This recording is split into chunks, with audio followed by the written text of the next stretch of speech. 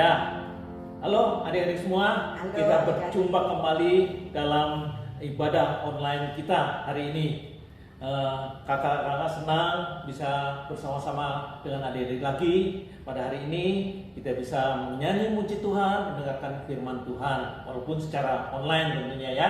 Karena sampai sekarang kita tidak bisa bertatap muka secara langsung. Ya, kita akan mulai ibadah kita akan memuji Tuhan, memuji kebaikannya kepada kita, ya. Betapa baiknya Engkau Tuhan.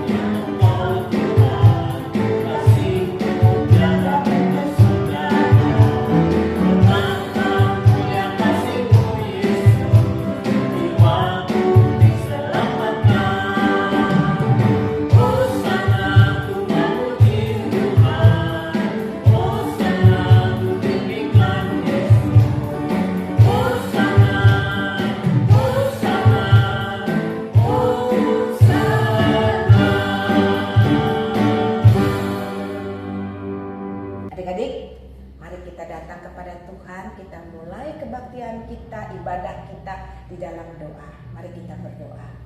Bapa di dalam surga, terima kasih kami kembali boleh beribadah kembali hari ini. Terima kasih Tuhan juga tetap menyertai, memelihara kami. Berkati ibadah kami ya Tuhan, agar ibadah kami sungguh menjadi berkat bagi kami semua. Kami naikkan doa kami ini di dalam nama Tuhan Yesus. Amin. Amin. Kak Yosua, tahu nggak? Kalau bulan ini ya sangat berarti bagi bangsa Indonesia. Bulan ini, bulan Agustus ini. Ya. Adik-adik, ada yang tahu kah? Ada yang tahu nggak adik-adik? Apa yang khusus di bulan ini? Ya betul, bulan Agustus ini kita memperingati hari kemerdekaan kita, bangsa Indonesia. Betul Kak Yosua. Apalagi tahun ini kita mau memperingati yang ke 75. Iya. 75 tahun Ya, bangsa kita merdeka dari penjajahan yang sangat menyengsarakan bangsa kita. Nah, tapi kemerdekaan itu kita peroleh antara lain dari perjuangan para pahlawan yang sungguh-sungguh gigih. Mereka itu tidak takut menghadapi musuh-musuh penjajah. Ya. Walaupun dengan senjata seadanya, ya, tapi dengan kegigihan mereka menghadapi musuh, melawan musuh itu demi kemerdekaan bangsa dan negara Indonesia yang terjadi hari ini. Ya. Adik-adik, kita mau bersyukur untuk kemerdekaan yang kita dapat rasakan, sehingga kita semua dapat bersekolah, dapat beribadah, bahkan adik-adik bisa meraih cita-cita dan masa depan kita. Nah, mari adik-adik kita baca satu ayat yang menjadi ayat atau nats pembuka ibadah kita hari ini. Diambil dari Yesaya 41 ayatnya yang ke-10. Ya. Mari kita baca bersama-sama. Yesaya 41 ayat 10 yang mendasari akan ibadah kita hari ini. Mari kita baca bersama-sama ya adik-adik. Nah, kakak bacakan untuk adik-adik. Janganlah takut, sebab aku menyertai engkau. Janganlah bimbang, sebab aku ini Allahmu. Aku akan meneguhkan, bahkan akan menolong engkau. Aku akan memegang engkau dengan tangan kananku yang membawa kemenangan. Adik-adik, kita ulang sekali lagi bersama-sama ayat Yesaya 41 ayat 10. Oke? Ya. Janganlah takut sebab aku menyertai engkau. Janganlah bimbang sebab aku ini Allahmu.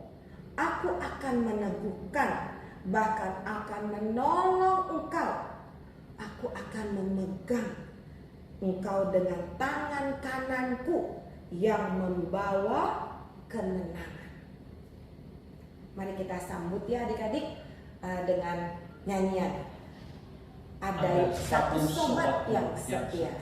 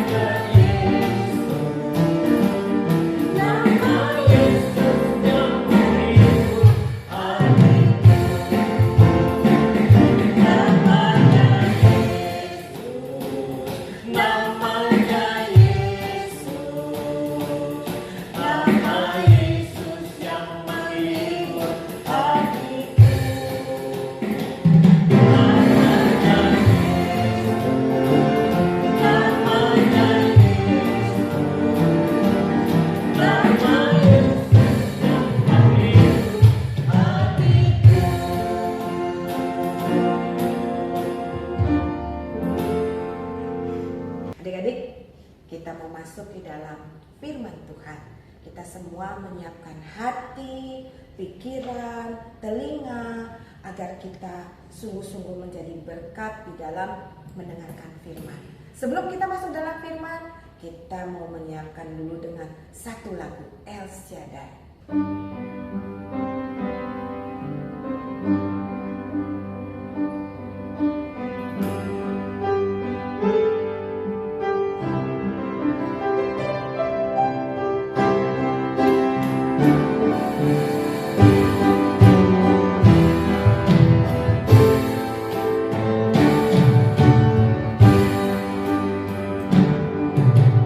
Tak usah ku takut.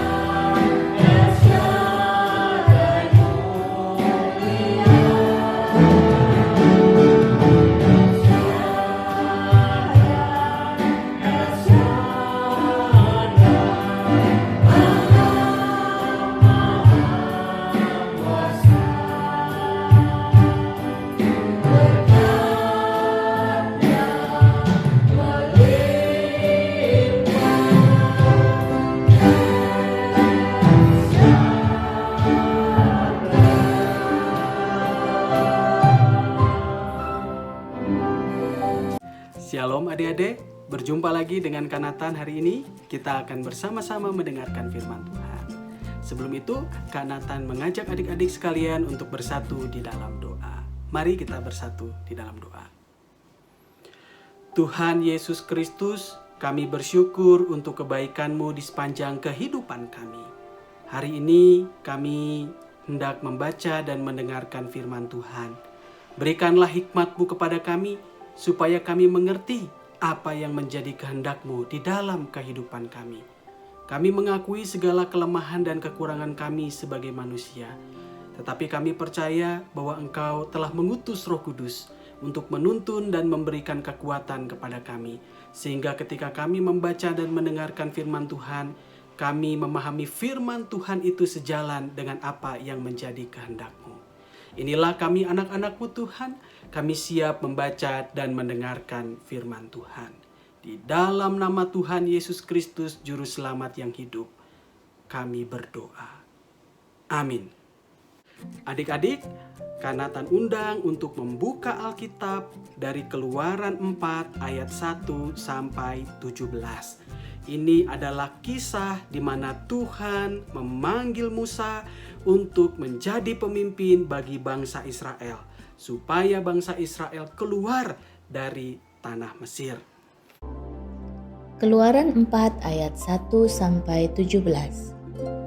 Lalu sahut Musa, "Bagaimana jika mereka tidak percaya kepadaku dan tidak mendengarkan perkataanku, melainkan berkata, Tuhan tidak menampakkan diri kepadamu?" Tuhan berfirman kepadanya, "Apakah yang di tanganmu itu?" Jawab Musa, "Tongkat." Firman Tuhan, "Lemparkanlah itu ke tanah." Dan ketika dilemparkannya ke tanah, maka tongkat itu menjadi ular, sehingga Musa lari meninggalkannya. Tetapi firman Tuhan kepada Musa, "Ulurkanlah tanganmu dan peganglah ekornya." Musa mengulurkan tangannya, ditangkapnya ular itu, lalu menjadi tongkat di tangannya. Supaya mereka percaya bahwa Tuhan Allah nenek moyang mereka, Allah Abraham, Allah Ishak, dan Allah Yakub telah menampakkan diri kepadamu. Lagi firman Tuhan kepadanya, "Masukkanlah tanganmu ke dalam bajumu." Dimasukkannya tangannya ke dalam bajunya, dan setelah ditariknya keluar, maka tangannya kena kusta, putih seperti salju. Sesudah itu firman-Nya, "Masukkanlah tanganmu kembali ke dalam bajumu." Musa memasukkan tangannya kembali ke dalam bajunya, dan setelah ditariknya keluar, maka tangan itu pulih kembali seperti seluruh badannya. Jika mereka tidak percaya kepadamu dan tidak mengindahkan tanda mukjizat yang pertama, maka mereka akan percaya kepada tanda mukjizat yang kedua. Dan jika mereka tidak juga percaya kepada kedua tanda mukjizat ini dan tidak mendengarkan perkataanmu, maka engkau harus mengambil air dari sungai Nil dan harus kau curahkan di tanah yang kering. Lalu air yang kau ambil itu akan menjadi darah di tanah yang kering itu. Lalu kata Musa kepada Tuhan, "Ah Tuhan, aku ini tidak pandai bicara, dahulu pun tidak, dan sejak engkau berfirman kepada hamba-Mu pun tidak, sebab aku berat mulut dan berat lidah." Tetapi Tuhan berfirman kepadanya, "Siapakah yang membuat lidah manusia? Siapakah yang membuat orang bisu atau tuli, membuat orang melihat atau buta? Bukankah aku, yakni Tuhan? Oleh sebab itu, pergilah, aku akan menyertai lidahmu dan mengajar engkau apa yang harus kau katakan." Tapi Musa berkata, "Ah Tuhan, utuslah kiranya siapa saja yang patut kau utus." Maka bangkitlah murka Tuhan terhadap Musa, dan ia berfirman, "Bukankah di situ Harun orang Lewi itu kakakmu? Aku tahu bahwa ia pandai bicara. Lagi pula, ia telah berangkat menjumpai engkau, dan apabila ia melihat engkau, ia akan bersuka cita dalam hatinya. Maka engkau harus berbicara kepadanya dan menaruh perkataan itu ke dalam mulutnya. Aku akan menyertai lidahmu dan lidahnya dan mengajarkan kepada kamu apa yang harus kamu lakukan. Ia harus berbicara bagimu kepada bangsa itu. Dengan demikian, ia akan menjadi penyambung lidahmu, dan engkau akan menjadi seperti Allah baginya. Dan bawalah tongkat ini di tanganmu. yang harus kau pakai untuk membuat tanda-tanda mujizat. Demikian pembacaan Alkitab. Diberkatilah kita yang membaca firman Tuhan, merenungkannya, dan melakukannya di sepanjang kehidupan kita setiap hari. Haleluya. Adik-adik, hari ini kita akan merenungkan firman Tuhan dengan tema Tuhan meneguhkanku. Adik-adik pernah enggak merayakan ulang tahun? Ketika berulang tahun, tentu ada hal istimewa yang dinantikan oleh kita, yaitu hadiah. Kanatan mau menceritakan seorang teman bernama Ana. Ana ini adalah teman Kanatan yang usianya masih 5 tahun. Ana ini punya mimpi, yaitu dia ingin sekali punya sepeda roda 2. Karena setiap sore teman-temannya selalu naik sepeda. Dan dia ingin supaya bisa naik sepeda bareng teman-temannya. Nah, saat berulang tahun, ayahnya ini memberikan sepeda kepada Ana. Nah, ketika ayahnya memberikan sepeda, Ana ini menerima sepedanya itu dengan gembira, dengan bersukacita. Dan kemudian dia berkata kepada ayahnya, "Pah, terima kasih ya, Pah, sudah kasih aku hadiah sepeda. Ini aku udah pengenin banget dari dulu-dulu. Akhirnya aku bisa naik sepeda bareng teman-temanku nanti sore. Tapi ayah, aku sedih nih." Kemudian ayahnya melihat Ana dan bertanya, "Loh, kan harusnya kamu senang ya. Kamu sudah dapatkan hadiah yang kamu mimpi-mimpikan. Kok kamu sedih sih, Nak? Hadiah papa gak terlalu bagus ya?" Kemudian Ana bilang sama papanya, "Bukan itu, Pak. Aku senang banget hadiah dari papa. Tapi aku belum bisa naik sepeda nih, Pak. Aku belum bisa ngendarain sepedanya." Gitu. Lalu ayahnya bilang gini, "Oh, Nak, tenang aja. Papa sudah pasangkan roda bantu di bagian belakang sepedanya. Jadi kamu bisa belajar supaya kamu semakin mahir naik sepeda nanti." Kemudian Ana melihat ayahnya dan berkata, "Hore, hore, terima kasih ya, Pah, sudah memasangkan roda bantu. Nanti sore aku mau mulai belajar sepeda." Ketika hari menjelang sore, Ana pun berlatih sepeda barunya. Dia menggunakan roda bantunya. Hari demi hari berlalu. Ana selalu berlatih naik sepeda dengan menggunakan roda bantunya. Ketika ayahnya melihat bahwa Ana ini sudah semakin mahir mengendarai sepedanya, ayahnya berkata kepada Ana, "Nak, Papa lihat kamu sudah semakin hebat naik sepedanya. Papa lepas ya roda bantunya." Ana berkata kepada ayahnya, "Aduh, Pak, jangan dulu, Pak, aku takut nih. Nanti kalau dilepas roda bantunya, nanti aku jatuh, aku gak bisa ngendarain sepeda lagi." Kemudian ayahnya berkata, "Papa yakin kamu pasti bisa. Nah, supaya kamu tetap seimbang, nanti setelah roda bantunya Papa lepas, nanti Papa akan pegangi jok sepedanya, supaya kamu tetap bisa belajar naik sepeda dengan seimbang." Kemudian Ana berkata kepada ayahnya, "Benar ya, Pak? Oke deh kalau gitu roda bantunya dilepas aja." Nah, kemudian ayahnya melepaskan roda bantunya dan kemudian Ana mulai naik sepeda tanpa roda bantu. Ayahnya kemudian memegang joknya, membantu Ana supaya dia bisa mengendarai sepedanya tanpa roda bantu itu. Awalnya Ana mulai goyang-goyang, tidak seimbang, seperti akan jatuh. Kemudian ayahnya berkata, "Nak, lebih kencang lagi, lebih cepat, supaya kamu bisa mengatur keseimbangannya." Kemudian Ana mengayuh sepedanya dengan lebih cepat dan dia bisa mengendarai sepeda tanpa menggunakan roda bantu. Dia kemudian meninggalkan ayahnya dan berkata, "Pah, lihat aku bisa loh naik sepeda sendirian. Hore, aku bisa naik sepeda." "Kamu hebat, Nak. Kamu hebat. Nanti sore kamu ajak teman-teman kamu untuk naik sepeda bareng ya. Jangan lupa pulangnya jangan kemalaman dan hati-hati. Kalau keluar, ingat protokol kesehatannya. Pakai masker, rajin-rajin cuci tangan, dan jaga jarak. Semangat ya, nak. Nah, adik-adik, pernah nggak sih adik-adik merasa khawatir, merasa ragu, atau merasa takut sama seperti Ana? Tadi kita sudah dengar cerita bahwa Ana awalnya ragu-ragu, awalnya takut ketika roda bantu sepedanya harus dilepaskan oleh ayahnya. Takut jatuh, takut tidak bisa.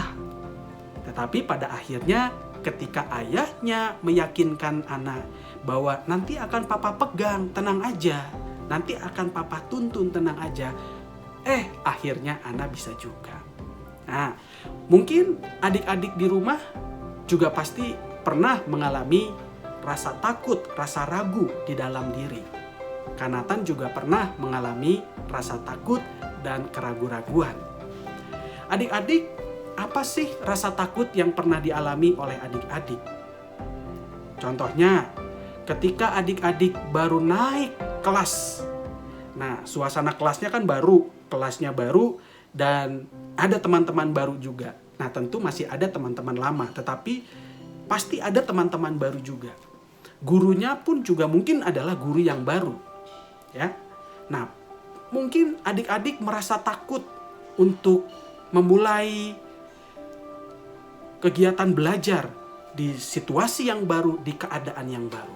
Aduh, nanti aku bisa kenal baik nggak ya sama teman baruku? Aduh, nanti gurunya galak nggak ya? Jadi akan ada rasa ragu-ragu, akan ada rasa takut itu. Ya. Atau ketika adik-adik harus ngobrol dengan orang dewasa. Ya. Misalnya mama papahnya mengajarkan adik-adik, ayo ngobrol sama om dan tante, bilang terima kasih atau bilang selamat pagi, gitu ya. Mungkin adik-adik merasa ragu, aduh gimana nih ya caranya ngobrol sama orang dewasa, aku takut, aku ragu. Kemudian biasanya mama dan papa akan mewakili adik-adik ya, mengatakan terima kasih. Dan akhirnya adik-adik pun juga memberanikan diri untuk mengatakan terima kasih atau ngobrol dengan orang dewasa. Nah, adik-adik, sebetulnya boleh nggak sih kita merasa takut di dalam kehidupan ini? Adik-adik, selama kita hidup di dunia ini, kita pasti akan selalu merasakan takut. Perasaan takut adalah perasaan yang sangat manusiawi. Perasaan yang wajar yang dimiliki oleh kita sebagai manusia. Rasa takut sebetulnya adalah tanda bagi kita bahwa kita ini adalah makhluk yang lemah, yang selalu membutuhkan pertolongan, terutama pertolongan dari Tuhan. Kita tidak bisa menjalani kehidupan ini seorang diri tanpa pertolongan Tuhan. Itulah kisah Musa ketika dipanggil oleh Tuhan. Ketika kita membaca Alkitab dari Keluaran 4 ayat 1 sampai 17. Awalnya Musa merasa ragu, merasa takut. Ya. Pertama, dia ragu bahwa dia nanti akan dipercayai oleh bangsanya. Kedua, Musa ragu bahwa nanti kalau berhadapan dengan Raja Firaun, dia tidak bisa ngomong, dia tidak bisa berargumentasi, dia tidak bisa membela bangsanya. Jadi pada saat itu Musa mengalami keraguan-raguan dan rasa takut yang cukup besar. Tetapi Tuhan meneguhkan Musa. Tuhan meyakinkan Musa. Hai Musa, kamu jangan ragu-ragu, kamu jangan takut lagi. Aku akan memberikan kuasa kepadamu untuk melakukan mujizat-mujizat. Aku akan memberikan kuasa kepadamu untuk melakukan 3 mujizat. Adik-adik masih ingat apa 3 mujizat itu? Tadi kita baru membacanya di dalam Keluaran pasal 4. Mujizat yang pertama adalah mengubah tongkat menjadi ular. Kemudian mengubahnya lagi menjadi tongkat kembali. Itu adalah tanda mujizat yang pertama yang Musa bisa lakukan di hadapan bangsa Israel dan di hadapan Raja Mesir. Untuk menunjukkan kuasa bahwa Tuhan, bangsa Israel sanggup mengubah benda mati menjadi benda hidup. Tuhan berkuasa mengubah benda yang mati menjadi benda yang hidup. Itulah kehebatan Tuhan bangsa Israel. Dan dengan melakukan mujizat itu, Musa menunjukkan bahwa Tuhan bangsa Israel tidak bisa dipermainkan. Dia adalah Tuhan yang luar biasa. Lalu mujizat yang kedua adalah ketika Musa memasukkan tangannya ke dalam jubahnya, tangan Musa berubah menjadi putih seperti salju. Seperti orang yang kena penyakit kusta. Tetapi kemudian ketika memasukkannya kembali ke dalam jubah, tangannya menjadi tahir atau menjadi sembuh. Dengan melakukan itu, Tuhan hendak berkata kepada Raja Firaun, kepada Raja Mesir, kepada bangsa Israel, bahwa Tuhan sanggup mengubah orang yang sakit menjadi tahir. Dia berkuasa atas kesehatan manusia, di mana orang yang sakit bisa menjadi tahir. Dan itu ditunjukkan lewat mujizat di mana Musa bisa mengubah tangannya yang kena penyakit kusta menjadi tahir, menjadi sembuh seperti sedia kala. Dan mujizat yang ketiga yang diberikan Allah kepada Musa supaya Musa bisa menunjukkannya kepada Firaun dan kepada bangsa Israel adalah mengubah air dari sungai Nil menjadi darah. Kita tahu bahwa air adalah sumber kehidupan manusia. Ketika ia berubah menjadi darah, air tidak bisa dikonsumsi oleh manusia. Melalui mujizat yang ketiga ini, Tuhan berkata kepada Firaun dan bangsa Israel melalui Musa bahwa dia bisa mengubah sumber kehidupan manusia menjadi tidak berguna di hadapan mereka. Oleh karena itu, baik bangsa Israel maupun Firaun mesti tunduk kepada Allah yang berkuasa, di mana kekuasaan itu ditunjukkan dengan melakukan 3 mujizat besar. Mengubah tongkat menjadi ular, menyembuhkan penyakit, orang yang berpenyakit menjadi tahir, lalu mengubah sumber kehidupan orang-orang, yaitu air di sungai Nil menjadi darah. Bukan hanya itu yang dilakukan oleh Tuhan kepada Musa supaya Musa semakin yakin untuk memimpin bangsa Israel keluar dari Mesir. Tuhan meyakinkan Musa juga supaya Musa mau benar-benar memimpin bangsa Israel keluar dari Mesir dengan menghadirkan Harun. Harun itu adalah saudaranya Musa, dan kehadiran Harun di sini berperan untuk memberikan kekuatan kepada Musa, mendampinginya dalam berbicara baik kepada bangsa Israel maupun kepada Firaun, Raja Mesir. Kita lihat betapa Allah sangat peduli, betapa Allah sangat memperhatikan Musa.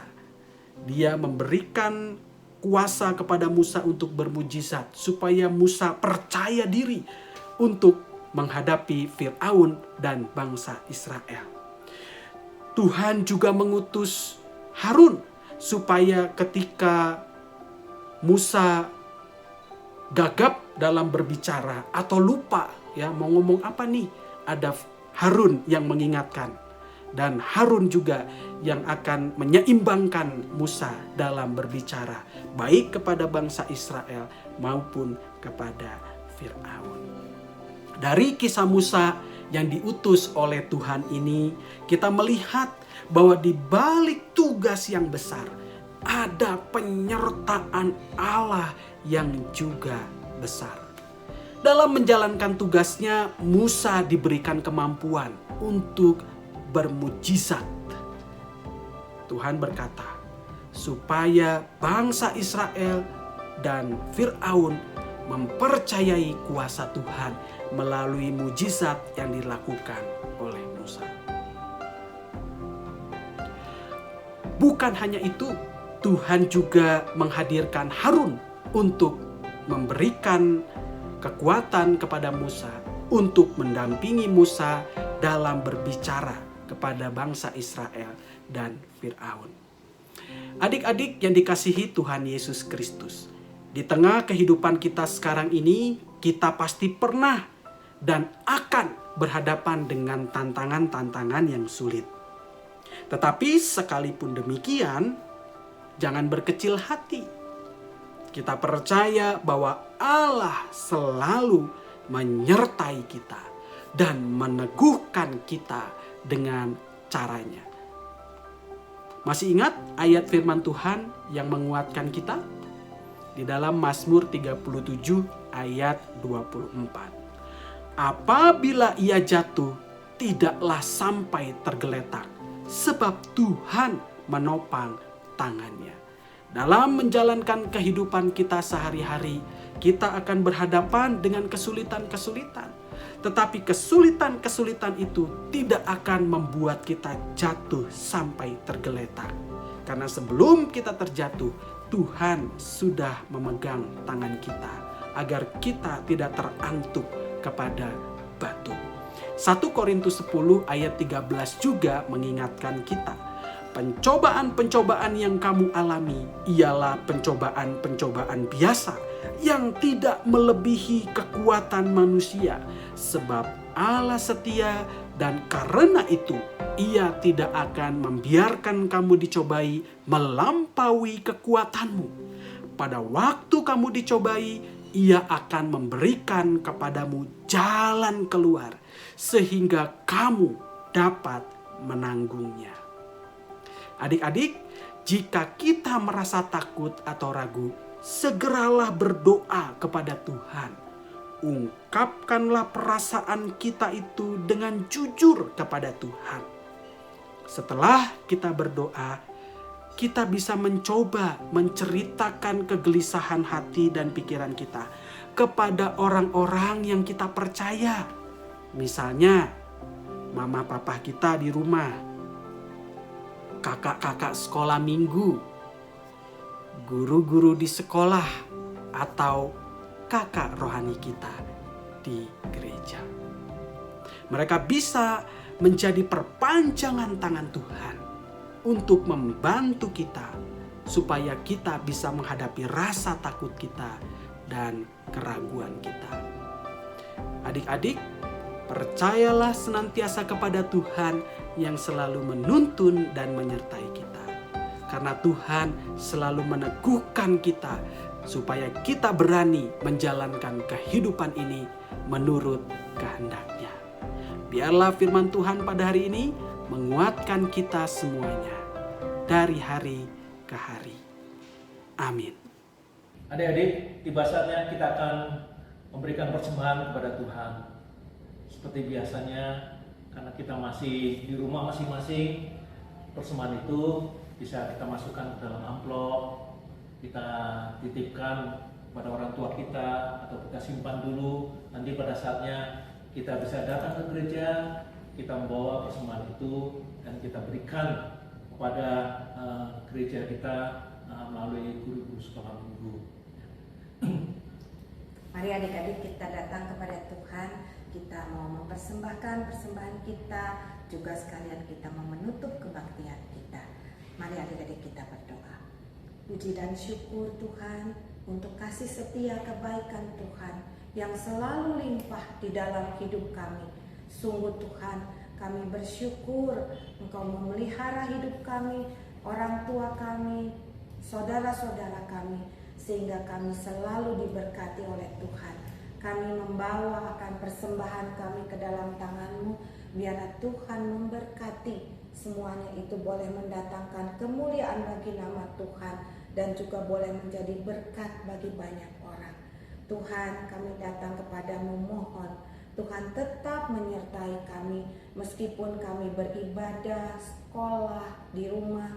Bahkan orang tua kami mungkin ada yang tetap bekerja di rumah. Tuhan sertai agar kami tidak bosan ataupun kami lelah, tetapi kami tetap diberi semangat oleh Tuhan untuk terus setia di dalam tugas dan kewajiban kami masing-masing. Tuhan beri kami kekuatan, kesehatan, dan juga Tuhan memelihara akan orang tua kami sehingga mereka pun dapat bekerja dengan baik untuk mencukupi akan keluarga kami. Tuhan, kami juga berdoa untuk pemerintah kami, agar pemerintah kami boleh diberkati oleh Tuhan, boleh diberikan kekuatan terutama di dalam menghadapi akan pandemi COVID ini Tuhan. Tuhan tolong agar bangsa kami dipulihkan, dikuatkan, bahkan kembali kami boleh sehat seperti dahulu kembali. Tuhan, kami bersyukur untuk ibadah hari ini. Biarlah Tuhan tetap menopang kami. Kami percaya terus diteguhkan oleh Tuhan. Tuhan berkati ibadah kami ini, dan kami mau menutup ibadah kami di dalam nama Tuhan Yesus. Terima kasih Tuhan Yesus. Amin. Mari kita bangkit berdiri, kita menutup kebaktian kita. Nyanyi berkat Tuhan curahkan.